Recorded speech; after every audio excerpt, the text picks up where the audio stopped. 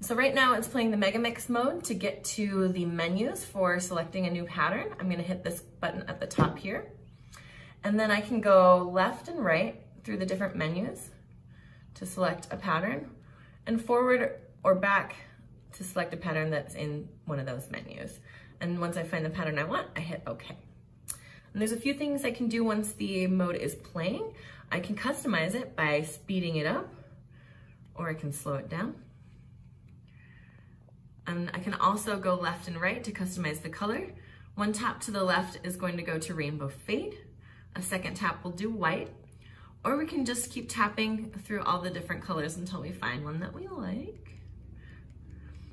So once we have that customized, I can save it to my presets by clicking this little save button at the top here.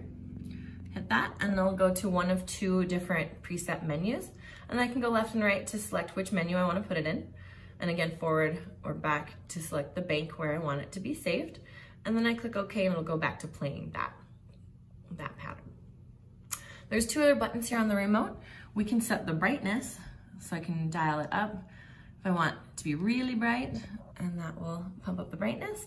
I can also hit the battery icon to check how much battery life I have left on the hoop.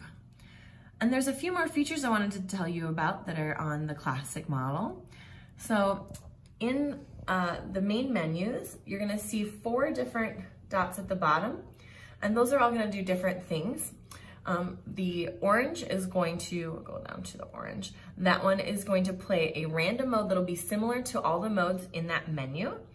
We also have green, which is a 10-second scan, so that'll scan through all the patterns in that menu for 10 seconds. And then pink will do the same thing, 10-second scan, but with a rainbow background. And then purple will do, again, the same thing, 10-second scan, but with a multicolored flash background. So here, go over to this one and show you. That one is with the rainbow background there. And those are all the fun features of the Atomic 5 Classic.